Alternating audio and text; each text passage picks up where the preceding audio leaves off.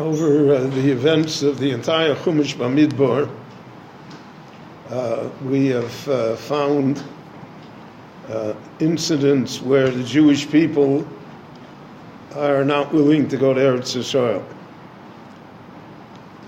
Parsha Shlach is the main incident when the Meraglim came and said that we won't be able to live there. And the Jewish people agreed with them. They said, we're going to go back to Egypt. Later on, there was an attempt to go to Eretz Yisrael from the Ma'apilim. They also failed. Eretz Yisrael was a hard sell, so to speak. People were afraid of it. And in this week's parsha, so the Torah tells us the story of the Bnei Gad and Bnei Reuven, that these two tribes had a great deal of cattle. Umikne Rav hoyo livnei Gad v'lei Reuven, and they said that Eretz Yisrael is not a place to be able to raise cattle. It doesn't have the space and the pasture. And we are here, we have conquered the lands of Sichon and Og, outside of Eretz Yisrael, across the Jordan. And here it's Eretz Mikneh. It's a place where cattle can graze.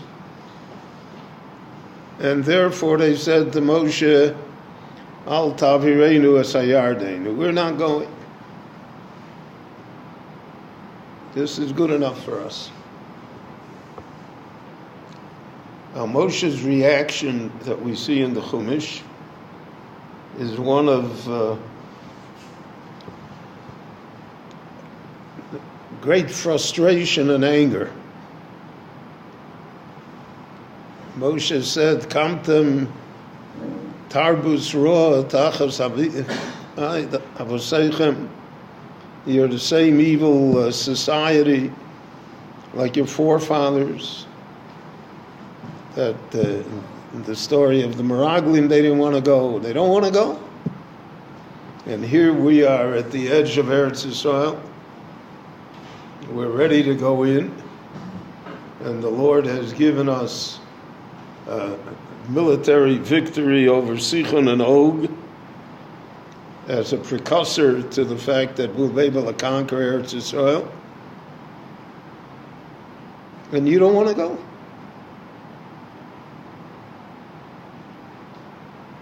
And Moshe calls them Tarbus Ra. You're a bad society. Now it's interesting, the Chumash does not indicate that when the matter was first brought to Moshe, that he, so to speak, consulted with heaven what his response should be. Moshe's response was his response. It was his reaction to what they said. And we see later in the parsha that the Ribono Shalom Kaviyachol, heaven tells them not to be so nervous about it. It comes to an accommodation with them. They are allowed to stay in Eretz Mikneh. The Bnei Gad and Bnei Reuven are given their share. So the share that they were supposed to get in Eretz Yisrael is divided amongst the other tribes, and they're in Ever Yarden.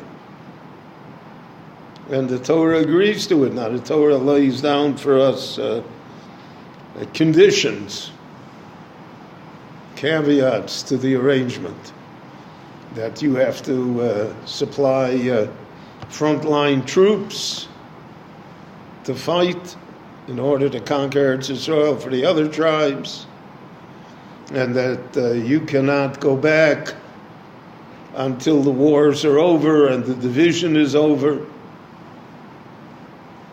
But basically what they wanted, they got. So what happened to Moshe's anger before? And now the fact that the Bnei Gad and Bnei Reuven achieve what they have. And there's a second point that the Netziv of Volozhin points out in his parish, the Chumash, the Hamek Dover. All of a sudden, there's the half tribe of Menashe. Where did they come in? They didn't have Mikneh Rav. And the question arises, all the Meforshim discuss it, where did Bnei Gad and Bnei Reuven have Mikneh Rav? Where did they get all the cattle? So many of the Meforshim say that that cattle was part of the booty from Sichon and Og, from the wars that they conducted. And so the cattle now had no owners, and the Bnei Gad and the Reuven were zoche, they were able to acquire the cattle from Hefker, so to speak. But there were no owners anymore, and they acquired the cattle. Others say that they bought cattle from Mitzrayim, which so then the question is, why did they say Mi achilenu basar? How are we going to have meat to eat if they had their cattle with them? So some say because they wanted to have free meat, not the meat that was theirs. I had a Jew that I knew in Chicago, so he was a Hebrew school teacher. But on the side, he dabbled in real estate, and he was very successful. He became a very wealthy man. But he kept on teaching Hebrew school. So I remember that someone once asked him, why do you keep on teaching Hebrew school? You don't need the money. So he said, teaching Hebrew school, he says, that's parnosa. Real estate, that's geld. That's money. That's a different matter completely. You need parnosa. So if you want free meat, that's what they wanted. They didn't want to eat their own cattle. But whatever it was, they had cattle. The Chatzi Shevet Menashe didn't have any cattle. So then why did they go? Why were they part of the equation here that they were in Eivra Yardeh? So the Netziv says an interesting insight. He says Moshe Rabbeinu told them to go. Moshe Rabbeinu himself, when he saw that the Bnei Gad and the Bnei Reuven were going to remain on the eastern side of the Jordan, so he split the Shevet Menashe. Because the Shevet Menashe were the representatives of those who loved Eretz Yisrael. We see that with the Benot Slavchot. Chavavos Eretz. They had a great love for Eretz Yisrael. They had an attachment to Eretz Yisrael.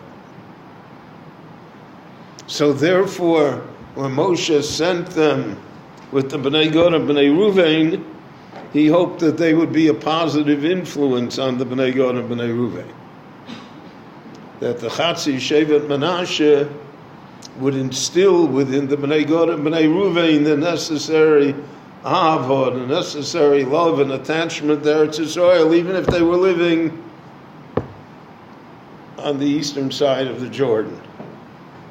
And that's why the Bnei Menashe, and that's why the Parsha, the Torah ends here with the story of the daughters of Tzlofchot again. Because the Bnei Menashe came and they said, we're going to lose our share in Eretz Yisrael again. These women are going to get married So they get married to the tribes of Yisachar and Zvulun and Yehuda, etc. And we're going to be out. And we don't want to lose any of our Nachala in Eretz Yisrael. And therefore the Torah tells us that the daughters of Tzlofchad were wise women. And they married within the tribe. They married their distant cousins so that the land would remain with the Shevet Menashe. And that were the descendants from Yosef, and Yosef was Mechaveh V'Soretz.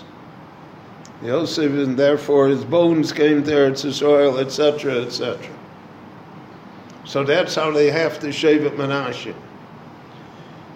But the Meforshim point out that the Medrash in Tanakh we read that Bnei Gad and Bnei Reuven were the first ones that went into exile. It was the first territory that was lost by the Jews in the Bayis Rishon. So their reckoning was because Mikne Rav. They had the simple reckoning of where the economic benefit would be for them. And that remains a problem till today with Eretz Yisrael. It's very hard to discount economic benefit. People have a good quality of life. They have everything that they want. And you're going to tell them to come to a country that has problems. And that plays itself out. And that's why the Torah usually does not tell us the motive for why people sin. It says, Vayihom ki misonanim. They're dissatisfied, but doesn't say what the motive is. Here the Torah says the motive with a full mouth. The motive is Mikne Rav Hoya Livnei Gad V'Livnei Reuven. And because of that Mikne Rav, they are not willing to fulfill their obligations. So even though they make all sorts of arrangements which they will keep, and nevertheless, it's a blow to the Jewish people that these two tribes chose not to go to Eretz Yisrael. And because of that, it remained not a positive parsha in the story of the Jewish people in the Midbar. Rabbi Chananya ben Akash Omer Otza Kodesh Baruch Hu L'Zakas Es Yisrael V'ficha Chir B'lahem Torah Mitzvot Shenamar Adonai Chapei Siman Sikol Yavihu Torah V'Yavim Iskader Iskadei Shmei Rabbah